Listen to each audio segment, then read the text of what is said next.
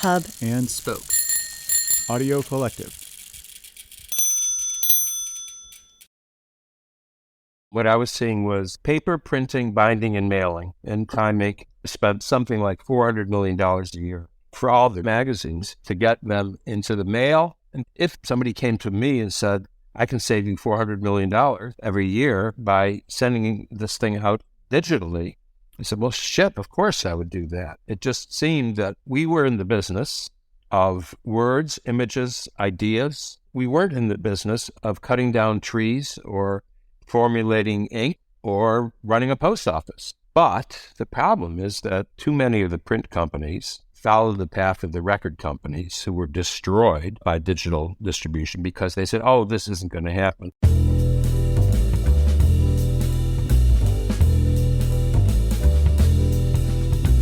This is Print is Dead, Long Live Print, a podcast about magazines and the people who made and make them. I'm Deborah Bishop. I'm George Gendron. I'm Patrick Mitchell. Back in April 1966, Time magazine famously asked America the big question, is God dead? 30 years later, as Time Inc.'s corporate editor-at-large, Dan Okrent posed an equally existential question. Is print dead? His answer? An unequivocal yes. Finished. Over. Full stop, he declared in a 1999 lecture at the Columbia School of Journalism.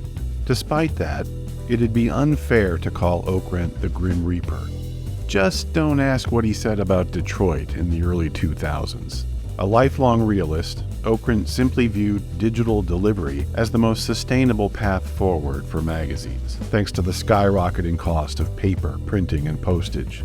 Publishers, however, ignored Okrent's prophecy and continued to feast on their circulation revenues while treating their digital efforts purely as supplemental to print. How do you say goodbye to that cash? You don't, and then you end up seeing what happened in the slaughter of the next 10, 15 years. And this was before the smartphone, so that changed everything. Okrent made his name as the co-founder of the highly acclaimed regional New England Monthly in 1984, his first job as a magazine editor. He'd go on to work at Time Inc., Life magazine, and the New York Times, where he served as ombudsman in the wake of the Jason Blair plagiarism scandal. He's the author of numerous books, including a 2003 history of Rockefeller Center that was shortlisted for a Pulitzer Prize. In this episode, Okrent talks about his personal board of advisors and the roles they've played in his life, about his career highs and lows, including a humiliating bake-off he was part of when Sports Illustrated was looking for a new editor, about how he introduced the world to fantasy sports but didn't make a dime, and how he later pivoted to fame and fortune off-Broadway. The first time I heard anybody publicly use the expression print is dead was 1999, when friends of mine, colleagues of mine, started talking about a speech that you had given. I think it was at Columbia Journalism School. Right. It was the first fellowship speech at Columbia. Yeah, so that's 99. And you had done something that we journalists have been known to do in our packaging, which is you had very cleverly put a question mark at the end of the title, Print is Dead. But it shook up a lot of people because we were in the early stages of preparing ink for a sale. And we had Goldman Sachs representing us, and they were telling us that we should expect somewhere between $175 and $250 million. I was on the other side of that. The conversations with Time Inc. I was part of at the time. Yeah. So you guys actually, technically, AOL was the number 2 bidder for Inc. We ended up selling to Bertelsmann, the German publisher, and that ended up being very, very lucky for us, and nothing more than luck because they were private. So it was an all-cash deal. But that still gives you an idea. You know, you're up there at the podium at Columbia saying print is dead, and we're down here preparing with Goldman for an auction where people are telling us you can expect $250 million for the magazine. And so when you were organizing your thoughts for this presentation, what was the catalyst? What were you seeing that other people in the industry simply weren't seeing at that time? What I was seeing was paper, printing, binding, and mailing. And knowing how much money Time Inc.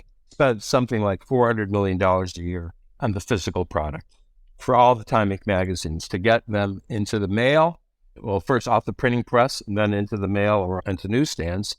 And somebody came to me and said, I can save you $400 million every year by sending this thing out digitally. I said, well, shit, of course, excuse me. Well, I said, of course I would do that. It just seemed that we were in the business of words, images, ideas.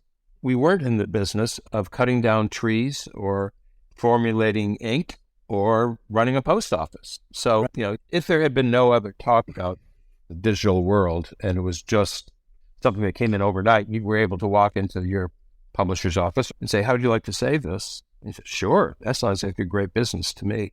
But the problem is that too many of the print companies followed the path of the record companies who were destroyed by digital distribution because they said, oh, this isn't going to happen. The CEO of Time Inc., when I was there in the 90s, the smartest man I've ever met in the publishing business, Don Logan from Alabama. He grew up in a house that had a dirt floor. He did not think conventionally. He did not buy into the holy writ of the publishing business. Very, very practical, brilliant businessman. And he was the one who famously said that his company was, pouring money into a black hole and trying to develop stuff for the web.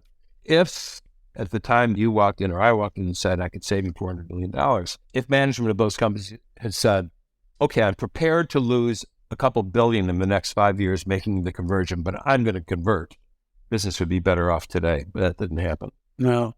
We thought we were smarter than the rest because we had been an early mover digitally with Ink.com, and we had a very vibrant site thanks to 2 technology editors that we had that were really quite brilliant and prescient. But we still clung to the belief that the cornerstone, if you will, of the brand was going to be print, and that digital would somehow play an ancillary, supplementary, important, but supplementary role. That's exactly my point. That's what all publishers did. And the reason why they did it, there was a certain logic to it, was it was protecting this incredible cash flow.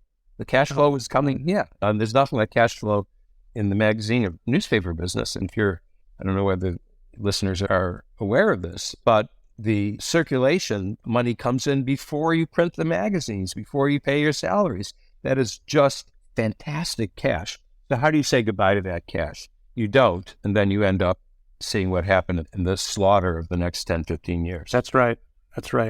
In fact, it resembles what people to this day still pursue in terms of a business model, which is a membership model, right? Yeah. Pay up front and then use or consume the product later. And on top of that, I think of a magazine like Ink. When we wrote 650 ad pages in a year, we had all of our overhead covered. Every ad page, every incremental ad page after that, all we were doing was paying 2 things. We were paying the commission to the sales guy, and we were paying the cost of the paper. You talk about margins. This was just incredible. And it was inconceivable to us that this wouldn't continue. Right. And Time Inc. was a odd man out in the publishing business. Condé Nast was the same way. A certain number of ad pages were done. Condé Nast was charging $1 an issue for big, fat magazines. Time Inc. got 50% of its income from circulation. It was much more reader dependent than advertising, than most. So multiply however you felt about all that, the cash pouring in after you've covered your costs. And that was Time Inc., which was a $2 billion a year business at the time. We heard rumors from well-placed sources that there was a Business Weekly that was paying $150 to acquire a subscriber. Mm-hmm. When I think the subscriber was paying, $35 for 52 issues a year. And then, of course, the equation was, well, how much can we resell that subscriber to the advertiser, period? And that's where the multiples were. I reread your speech last night, and the first thing I have to do is fact-check you. You said at the time, and I'm sure you were more accurate then than you are now, Time Inc. was spending $1 billion on paper, printing, and distribute $1 billion a year. Okay, so I was accurate then. Jesus, $1 billion a year. Let's save that money and just do things in digits. Yeah. So what was the response of the audience? And what was the response of your colleagues back at Time Inc.? The audience, I say somewhere in the speech that, this is not going to happen in my professional lifetime. But it will for a lot of people in the room because there were a lot of 23-year-old graduates in the room. And they were nodding their heads. I can't characterize all of them. But it was a pleasant reception. At Time Inc., Don Logan and Norm Pearlstein, who was the head of the editorial operation, they thought I was nuts. I had this conversation with Don. He bought the logic. He understood. You can save me $1 billion a year, but, he said, will people want to read this way? And as I say in the speech, you can't make predictions based on today's technology. And today's technology is who's going to schlep around a computer to read on a flat screen. And this before the smartphone. So that changed everything. And none of us was anticipating that to happen soon. It did happen.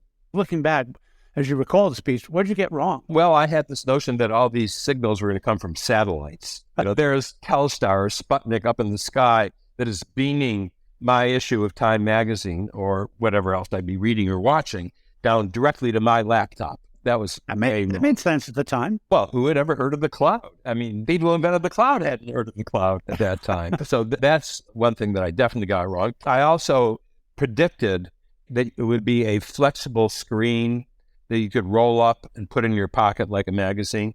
That, to my knowledge, has not happened, or if it happened, it disappeared quickly, so that it would have the same feel as holding a magazine in your hands. I'm sure you noticed many other things I got wrong. I'm not recalling them now. No, I think one of the things that struck me was something that, again, made perfect sense at the time, because there were already trends in this context, and that was publishers would give them hardware away, like a razor blade, basically. Yeah, that didn't happen. It didn't quite happen. There are some versions of that, not exactly publishers, but for a time, AT&T did own AOL, and they were giving away phones. Yeah. The thing that I got right, if I may pat myself on the back, was that you would have a choice. Do you want to pay for it, or do you want advertisers to pay for it? If you're tired of the advertising you're seeing, send a check, digitally, of course, and you can get it without advertising. And of course, that is ubiquitous on the web. You want the premium version? You don't have to look at ads. In other words, asking the reader to pay for the product, not asking the advertiser to pay for a reader. Yep. And of course, that dynamic's still playing itself out, right? Absolutely. One of the things that really interests me is that those of us in the media have tended to pay an enormous amount of attention, obviously, to the shift from one medium to another. But that's only part of the story. Meanwhile, something else that's been far less explored is the whole issue of what people, when they buy a book, whether they're going to read it in print or whether they're going to read it on Kindle, how their expectations have changed and how younger people are using media in a way that's completely different. So this isn't any longer about print is dead, analog versus digital. This is something else. Yeah. I know you have thoughts about this. Well, as you say, it's generational. People of our generation, we have always approached, I don't want to use the word print, media that isn't broadcast, that isn't video, words on paper. We are still, many of us today, approaching it the same way we did when we learned how to read at 4 or 5 or 6. You pick up a book and you go page by page through it, and then you complete the book. Or you get a magazine, you may not go every page through it. You got the New Yorker when you're 14 for the first time. You go look at the cartoons and then maybe go back. These moves, these modes of connection with the reading material do not exist for the rising generations. They did not begin that way. They began, or are beginning, with a smartphone in their hands. And thus, the things that one might read, as opposed to those things that one might watch, like TikTok, the things that one reads, one is reading it in a very different way. It's small bites, obviously. It's instant gratification. You look at something like time.com, which is a fairly healthy website with several 100,000 paying customers. They are updating not just on a daily basis. They're doing things during the day. This was a publication that came out once a week. You added a publication that came out once a month. But for the audience that we have today, you give them just something once a month, you don't have an audience anymore. So you look at The Atlantic. Now, obviously, The Atlantic benefits from having a billionaire behind it. But The Atlantic was once this staid thing in print that came once a month. Now it comes every half hour. There's something new in theatlantic.com. And that's the way that young people, I believe, are learning how to read and learning how to deal with what we called print media. And as we discussed, I think you could just say this is how young people are learning, period. Yeah. Well, that's it. It used to be, in my case, if I wanted to learn something, I'd say, well, geez, can I go to the library and get a book about this, look on my shelves? Now I just go to Wikipedia. It's, again, this instant gratification. It's so possible to do that. The book I'm writing right now, I go back to my first books and everything was you had to go to a library, you had to go interview somebody. I'm doing it all in digits now. I can do all of my research in digits. Can you share what the book is? This is a short biography about Stephen Sondheim for a Yale University Press series. And I needed to do work in the Leonard Bernstein archives because Bernstein and Sondheim were very close for many years. Previous books, I would go to the Library of Congress. I'd travel to Washington. I'd get a hotel room and do it there. Now it's all online. I don't have to go anywhere. It's fantastic. It's bad for hotel business, but it's certainly good for me. The ability to grasp information when you want it, in the form you want it, is something that is utterly revolutionary. I want to come back to this in a different context later on in the conversation when we talk about one of your books. That is my favorite of your books. But right now, I want to shift gears a little bit and talk about naivete, which is something that I think is not widely shared. And yet almost everybody I know has at least one major episode. I have several. I think you have, I'll call them multi-industry examples of how naivete helped shape the arc of your career. So I'd love you to start with how you got into the book industry and became a book editor in the first place. I read an article in the New York Times. I was an undergraduate in Ann Arbor, University of Michigan. I was the book review editor, among other things, of the student newspaper. I read an article on the front page of the New York Times Book Review one Sunday about Joseph Heller and how Catch-22 had made him a major American novelist. His agent, Candida Donadio, the leading fiction agent in New York, and his editor, Robert Gottlieb, the fiction power, who had just moved from Simon & Schuster to Knopf at the age of 37, I believe. I said, book editor? I'm from Detroit. I don't know that books had editors. What does that mean? I thought you write a book and then it comes out. I just had no idea at all. So my first naive step was to write a letter to Gottlieb. He got many letters, but the rest of them, most of them, were, I've just gotten my master's degree at Oxford and I've read everything in English literature since the 15th century. Mine was absolutely nutty and naive and off the wall. And he said, well, I don't have any jobs here, but if you're ever in New York, let me know. And I'm happy to talk to you. This was the days of student standby airfares. So the next day, I took a bus to Metropolitan Airport outside of Detroit, flew to New York, where I had been once on my high school senior trip. That was the only time I had been. Got off at LaGuardia and called Gottlieb's office. And his assistant said, who are you? I said, well, I'm Danny Okrent from University of Michigan. Do you have an appointment with Mr. Gottlieb? No, but he told me to call him if I was, she put me on hold. He said, tell him to come in. She gave me directions. And I got there around 4 p.m. We were still talking at 7 when he said, when do you graduate? Would you like to come to work here? Really preposterous, but you make your own luck, I guess. You know, some people who might have had a little bit more sophistication would have recognized Gottlieb's line as a brush-off line. Yeah, if you're ever in New York. Right. You who live 1,000 miles away. Right. Yeah. That's exactly right. 600 miles away. Yeah. So you went on to have a very prosperous career as a book editor. And I had a decent career. Okay, decent career. And a book author. And so while we're on this subject, I have to ask you from both a book editor's perspective and a book author's perspective, we're back to this question of changing business models.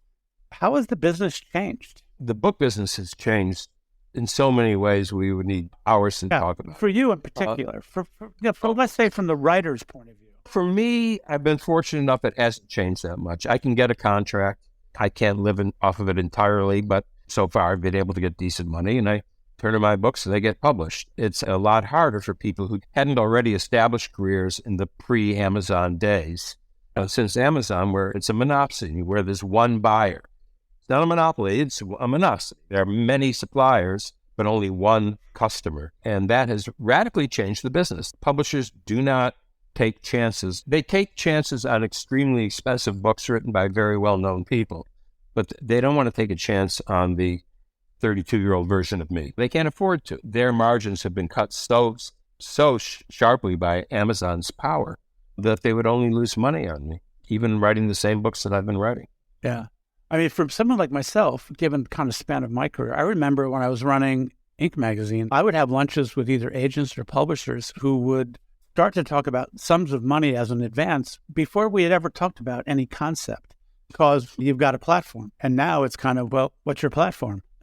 Speaking of platforms, my first 3 books, I was fortunate enough to land for publicity on the best platform that existed, which was the Today Show. Boy, when the publisher sends out that Okrent's going to be at the Today Show in 2 weeks, the orders from the bookstores just pour in because it really sold books.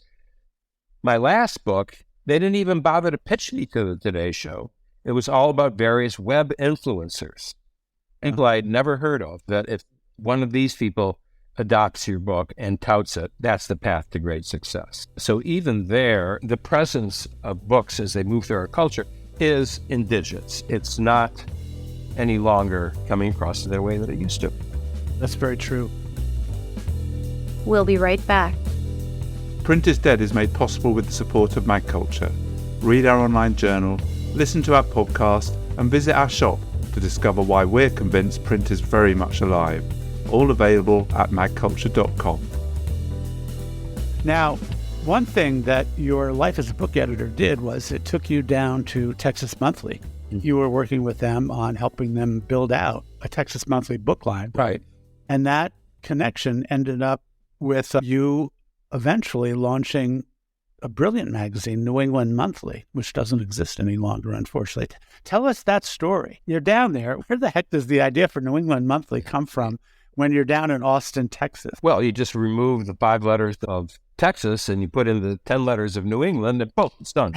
My business partner with whom I started New England Monthly, and we ran it jointly for 5.5 of its 7 years, had been the advertising director and associate publisher of Texas Monthly. He had a fight with the boss. He quit. He and I always got along together.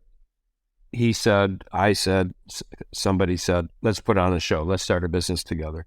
And we had a bunch of flaky ideas. And then Bob Nyland finally said, look, the business I know is magazine publishing.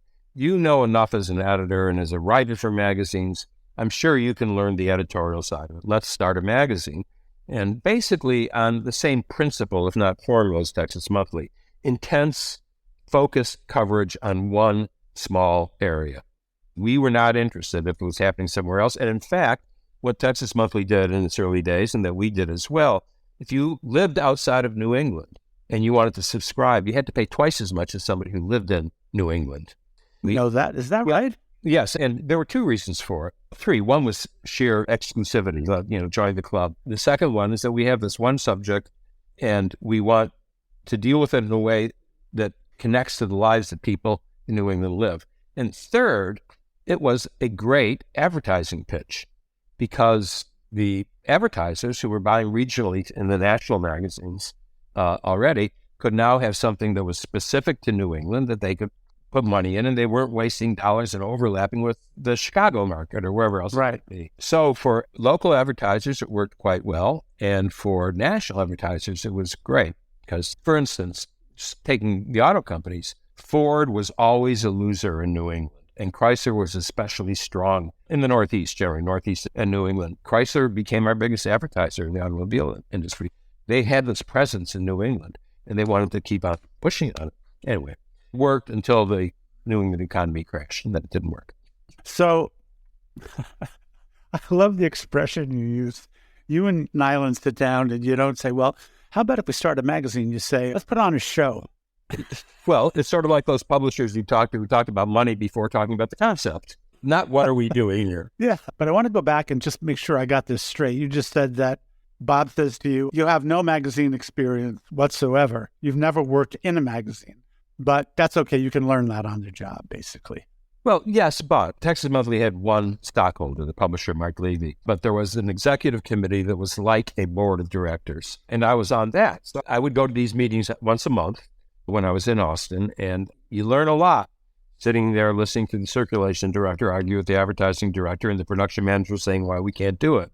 And then the editorial side, as I said, I had written for magazines. I was pretty well established. I was writing for Sports Illustrated and Esquire primarily.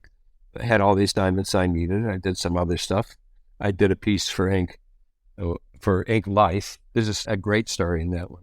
So I wasn't a total blank slate. So when he said you can learn, I had already made it past the 4th grade, so I didn't have to start all over in primary school.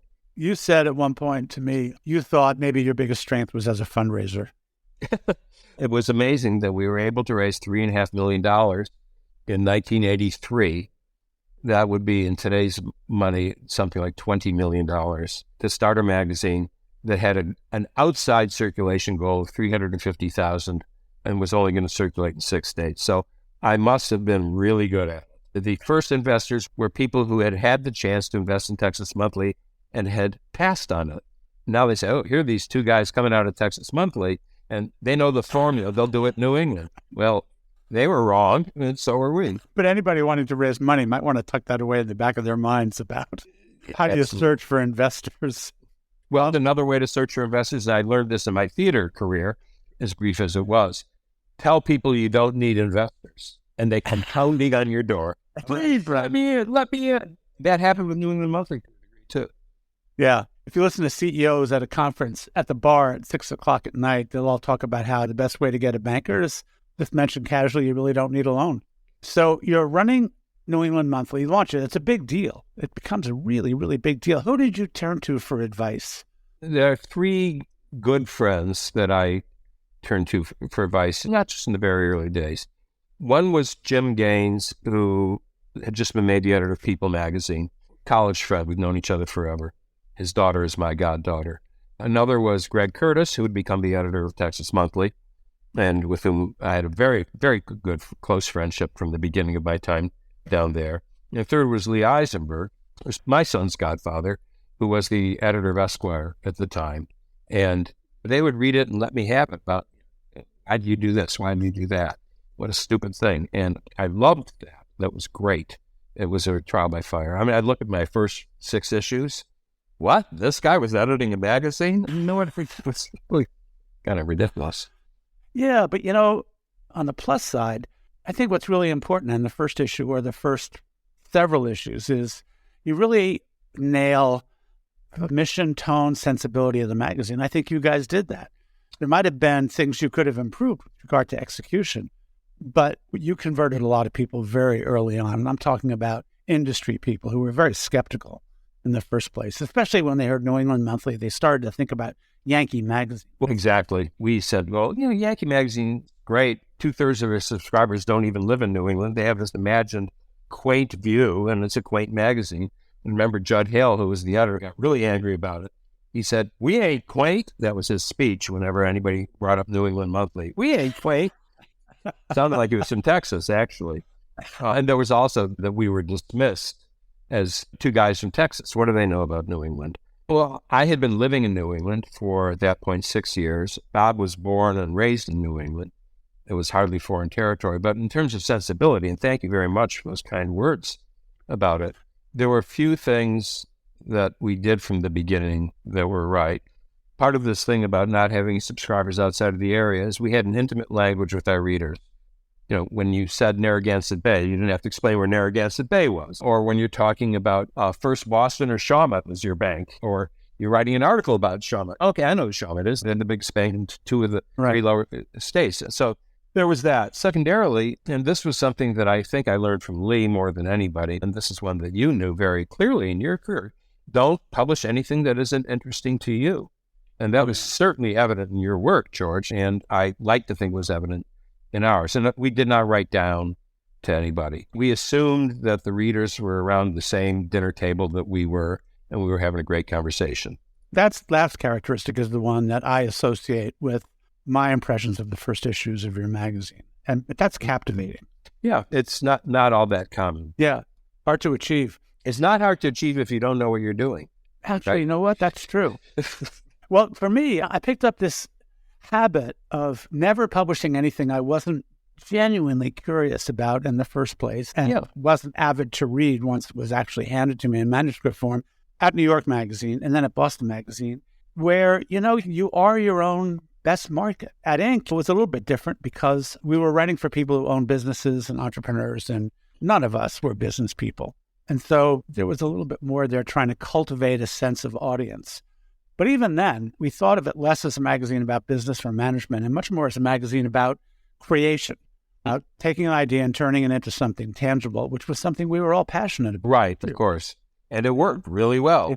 It did work, and people responded to it. So I want to talk about talent now. So you're up in New England. The magazine is out in Western Massachusetts, right? There's not a big pool of talent out there. Now, I know you were using writers from around the region who didn't necessarily live in Western Mass, but you assembled a really talented crew. People like Hans Teensma will tell you that they still are benefiting from some of the talent that you attracted. Well, when I was developing New England Monthly, I was down there, and this guy came in. He had been our director of Rocky Mountain Magazine, which I had admired, which had folded. And he was one of 3 finalists to be the art director of Texas Monthly. And Greg, who was the editor, had everybody in the management committee interview him. And I remember saying, I hope Greg doesn't hire him. I hope Greg doesn't hire him. And Greg did not hire him. And I did. It was really perfect. But in terms of talent, I think that people liked the idea of working for a magazine that didn't talk down to its readers. I wouldn't begin to compare New England Monthly to the New Yorker, but that sense, our writers were as sophisticated, as literate, as ironic, and writers kind of hungered for the chance to do that kind of work. And we didn't have a lot of staff writers. I think we had 3 at the most. Among them were people who came to the door and said, I want to work here. Jonathan Harr, Darcy Frey, variety of others. Big talent.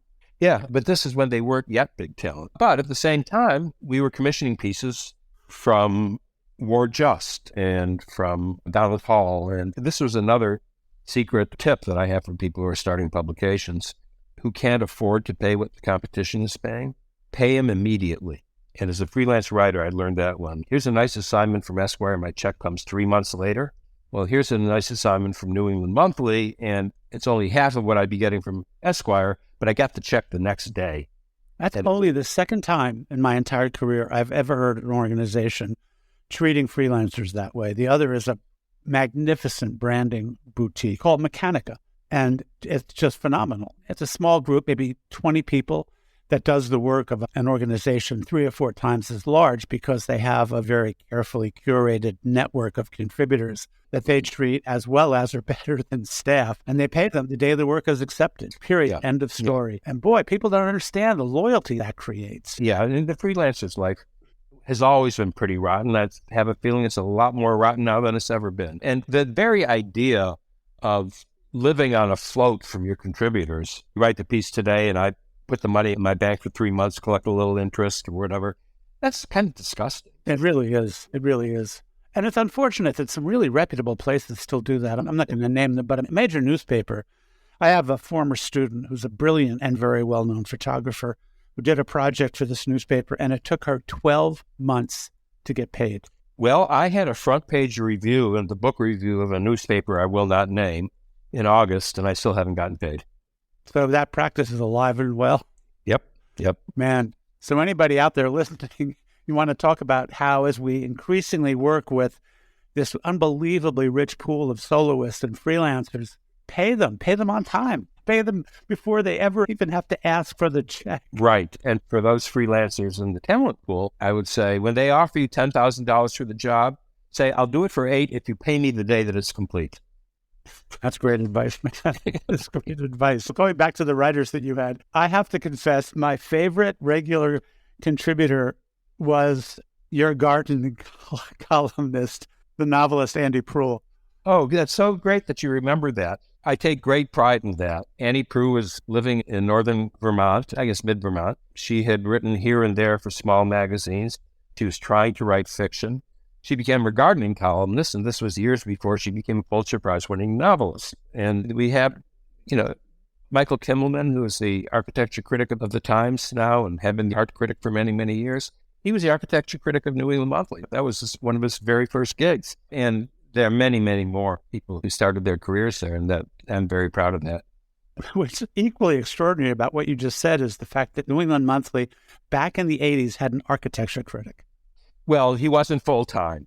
No, I know what you mean, but still. Yeah. Yeah. It's always a subject I'm interested in. So everybody who has ever worked intensely with you on the Monthly says, when you have a conversation with Dan, you got to ask him about the whale meetings.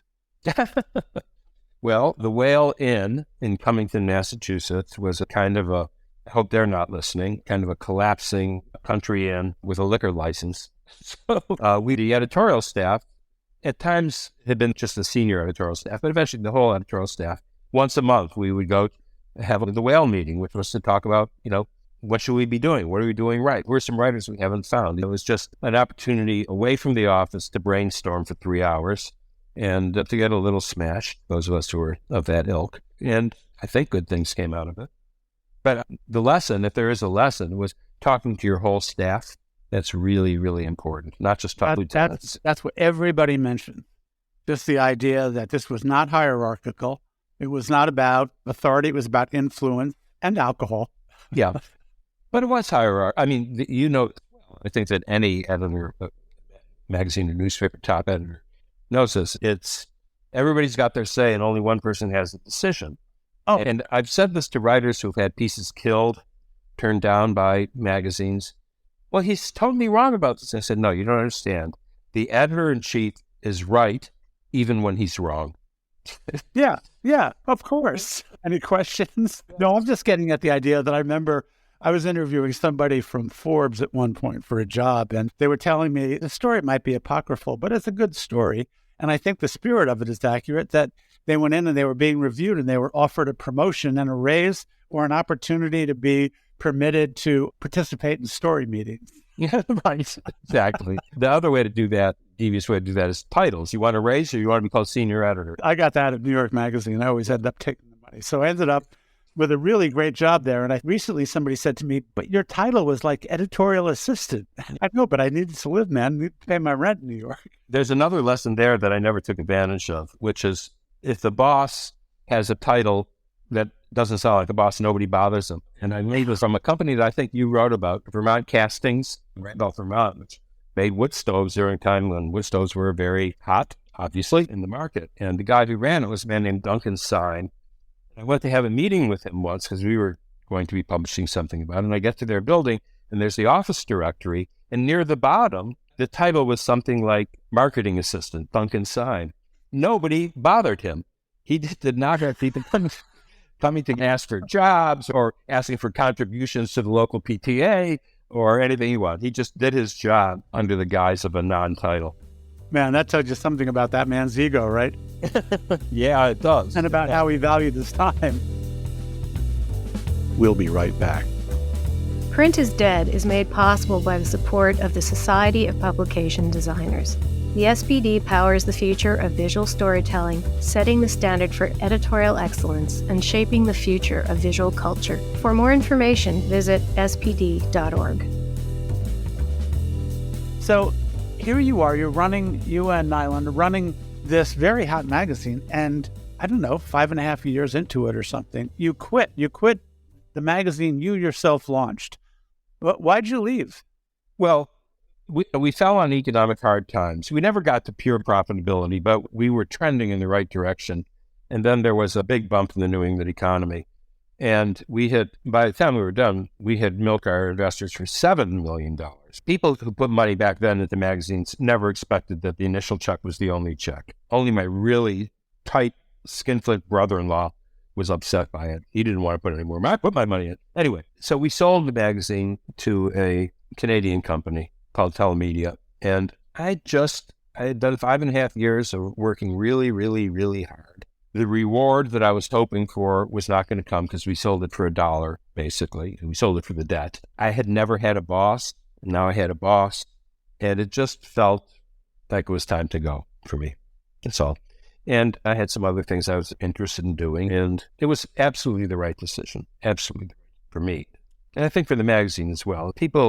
However nice things that people might have said about working there with me, I was pretty impossible. Got more and more impossible, more authoritarian, probably grumpier. So it's time for me to get out. I understand that. I'm not sure I've ever told this story publicly, but so we sell ink to Bertelsmann, the German media company. People might be more familiar here in the magazine industry with Gruner and Jahr, which was their North American magazine publishing arm. And I get on the plane to fly to Germany for, I guess, what was a tradition, which is you get up in front of the annual management meeting of all the top people and you explain to them what it is that they've acquired. So I'm sitting on the plane. There's this German executive sitting next to me. We start talking and he says, what are you doing over there? And I explain it. And I say, well, look, I ran the creative team in Ink Magazine and we sold it to Bertelsmann and I'm heading over to meet with their management team. And he said, oh, I'm so sorry. I said, why are you sorry? He said, because you're going to spend the future years of your life measuring the irrelevant with absolute precision. That is so great. I'm stealing that. That was the quote of the year. 6 months later, boy, was that true. Oh, my God. How long did you stay with the magazine after the Bertelsmann deal? I don't know, maybe a year. Well, so you were feeling a little bit of the same thing that I felt after we sold to Telemedia, except you had more money in your pocket. That's all. Yeah, that's true.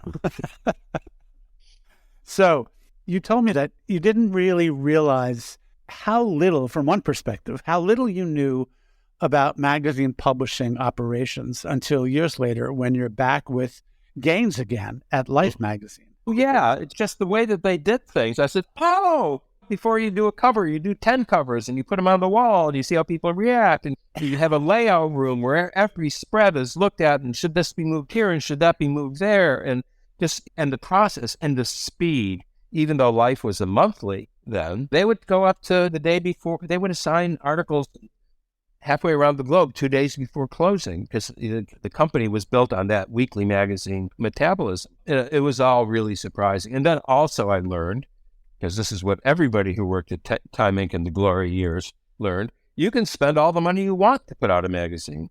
I had been pinching pennies for 6 years. And when I took over as the editor of Life 2 years after I began with Gaines on a part-time basis, I couldn't believe how, you need an aircraft carrier in the Arabian Sea? Oh, sure, we'll get you one. It was almost that. The company's resources were deep and vast.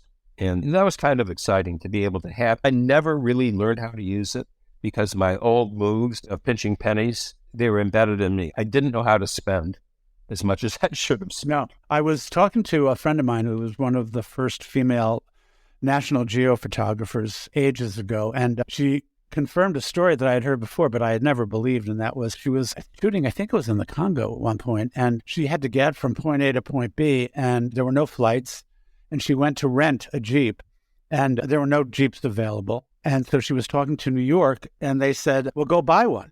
Buy whatever you can find, four-wheel drive, go buy it, travel there, and when you're finished, sell it. The great Time art critic, Robert Hughes, the greatest art critic of the last quarter of the 20th century, he once was doing a story in France. It started in Paris, and he rented a motorcycle. And he took the motorcycle down to Provence, where much of the work was being done. Gets back to the office a couple of weeks later, and the cost control people come to him and said, we have this bill that says you didn't return your motorcycle. And they say that we're liable for the cost of the motorcycle. And he said, yeah, I didn't return the motorcycle. I didn't need it anymore. Well, this photographer bought a brand new Range Rover Defender. She sold it back to the dealer. So I have to ask you this question as we come to the conclusion of the New England Monthly saga. And you've written a bunch of books, and I want to talk about one in particular in a second. That's my favorite, Last Call.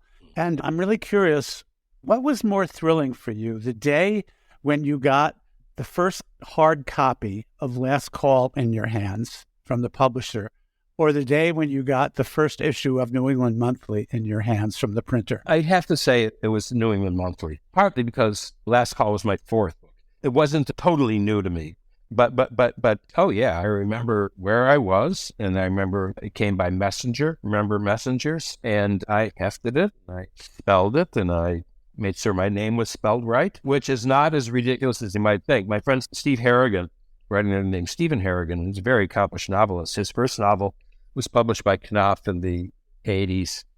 And Avon bought the paperback rights, and he got the box with the first 20 copies of the paperback at his home in Austin. Opened it up. It looked great. The title page said Stephen Harrington, not Harrigan. They got the fucking author's name wrong.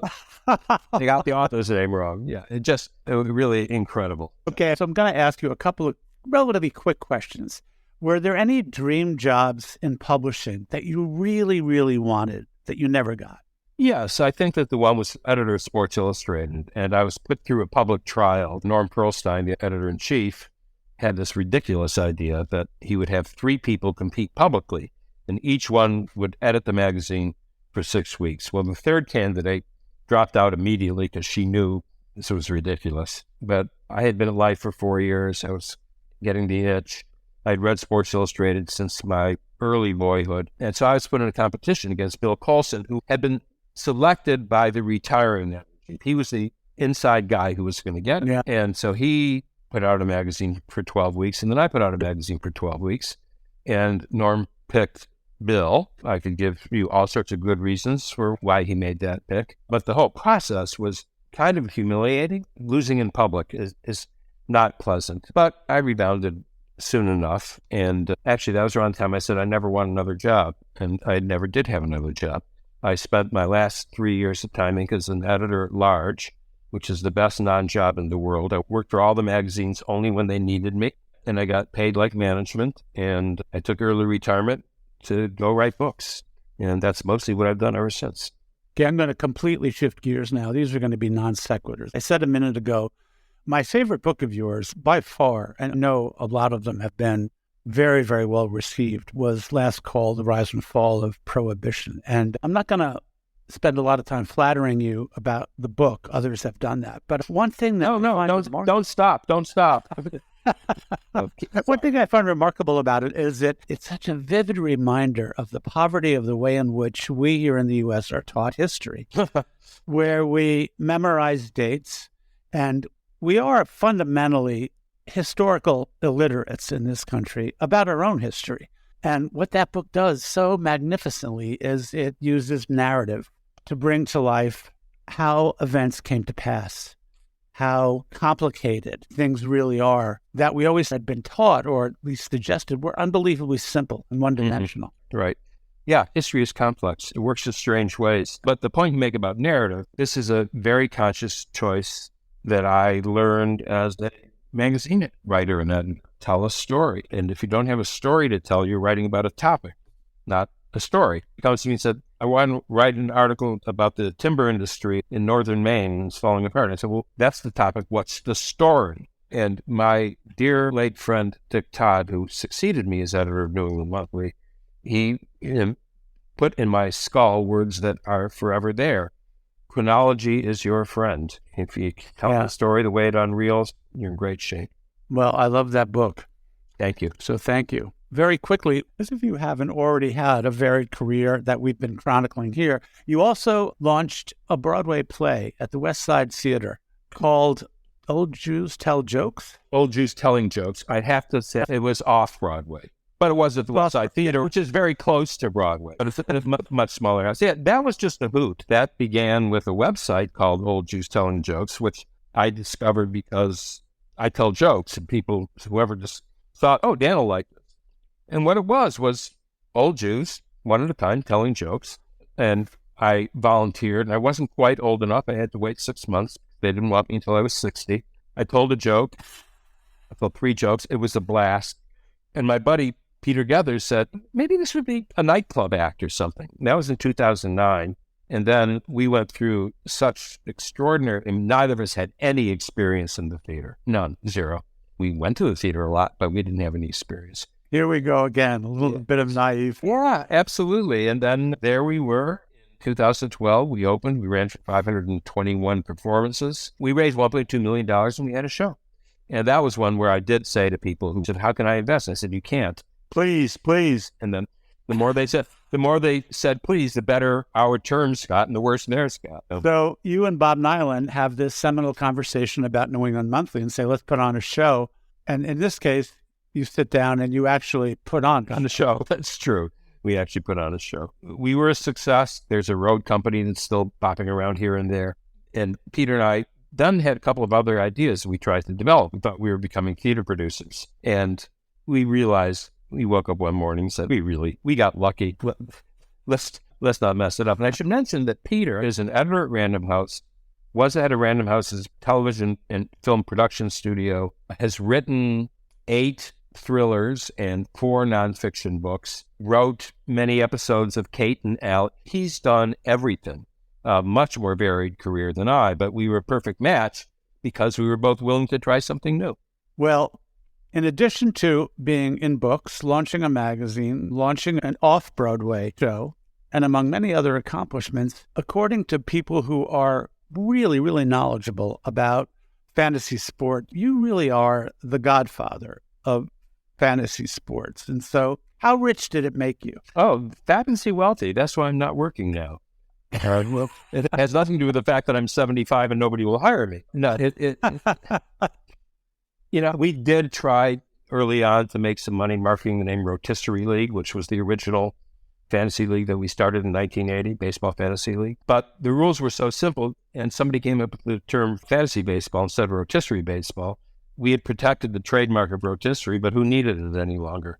And this was all, I should say that in our not making any meaningful money from it, this was all way before the internet. We started in 1980. By the time the internet was picking up in the early 90s, the big boys, ESPN, Sports Illustrated, CBS, were all moving into doing fantasy sports online. And that's where it really exploded. But I'll take credit, if not a Ferrari, for having started it. Which would you rather, credit or a Ferrari? Oh, God, I've gotten the credit. Don't tempt me. Dan Okrent's latest book, The Guarded Gate, Bigotry, Eugenics, and the Law That Kept 2 Generations of Jews, Italians, and other European immigrants out of America, tells the chilling story of how anti-immigration activists of the early 20th century, most of them well-born, many of them progressives, used the bogus science of eugenics to justify closing the immigration door in 1924. Buy it wherever books are sold. Follow Okrent on Twitter @Okrent or Instagram @Dan Okrent, or visit his website, danielokrent.com. We have some exciting news. Print is Dead, Long Live Print has joined Hub and Spoke Audio Collective, a nonprofit association of audio storytellers dedicated to promoting and sustaining high-quality, independent podcasting, including Ministry of Ideas, a podcast dedicated to investigating and illuminating the ideas that shape our society. An initiative of the Harvard Divinity School, Ministry of Ideas is simply the best podcast out right now, according to The Guardian. It explores topics like whiteness and class in America, selfies, meritocracy, comedy and politics, and the obsession with efficiency. MOI makes us think differently about the world. Learn more at ministryofideas.org. And learn more about Hub and Spoke at hubspokeaudio.org. If you'd like to connect more deeply with our guests, be sure to visit our website, where we have complete transcripts of all our interviews, along with portfolios, archival photos, links, and other great information. Visit longliveprint.co/interviews for more. In other news, we've got swag. Yep, you can get Print is Dead merch on our site at longliveprint.co/shop. All purchases go directly to supporting the podcast. Check back often. We're adding new stuff all the time. And finally, make sure you subscribe to our newsletter by using the form on our homepage. It's the best way to stay up to date on all of the Print is Dead news and to receive advance notice on the latest episodes. Your contributions are the lifeblood of this podcast. Here's how you can support us in this work. 1. Become a sustaining patron by making a monthly donation. Or 2. Make a one-time donation in the amount that works best for you. Visit printisdead.co/support for more information. Print is Dead, Long Live Print is a production of Modus Operandi Design. For more information, visit our website, printisdead.co. Or if you're an optimist, longliveprint.co. Follow us on social media @PrintIsDeadPod. Please give us a like and a review on your favorite podcast app. It really helps. Thanks very much for listening.